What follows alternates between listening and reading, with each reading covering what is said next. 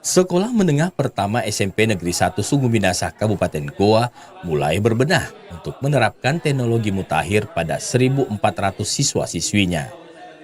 Penerapan teknologi pada bidang pendidikan ini berdasarkan Peraturan Menteri Pendidikan Dasar dan Menengah Nomor 13 Tahun 2025.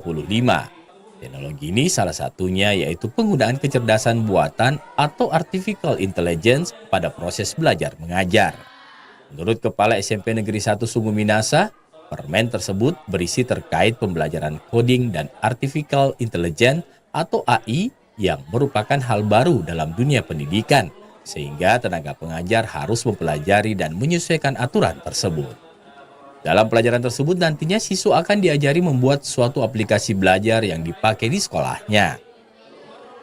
Jadi pembelajaran coding itu dengan kecerdasan artifisial itu adalah suatu bentuk pembelajaran IT yang berbasis digital, di mana anak-anak diajarkan membuat suatu aplikasi. Dan untuk tahun ini kebetulan ada guru saya yang saya utus untuk ikut pelatihan tentang pembelajaran coding dan pembelajaran mendalam.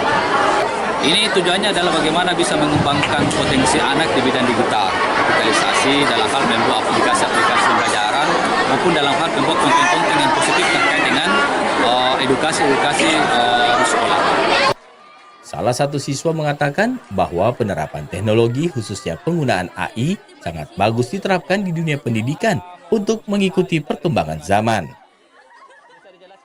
Tanggapan saya itu sangat bagus karena bisa membantu pembelajaran siswa-siswi di SMP 1 karena juga kita lihat karena semakin jalannya waktu kita pasti membutuhkan namanya teknologi. Jadi sangat bagus untuk pembelajaran kita dan membantu juga siswa-siswi dalam metode pembelajaran, asesmen segala macam.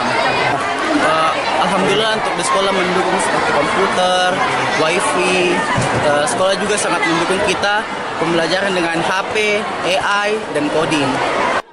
Penerapan teknologi di tingkat SMP ini menjadi langkah maju dalam dunia pendidikan di daerah. Harapannya siswa-siswi di Kabupaten Goa akan lebih siap bersaing di masa depan dengan bekal teknologi sejak dini. Dari Kabupaten Goa, Muhammad Imran, TVRI Sulawesi Selatan melaporkan.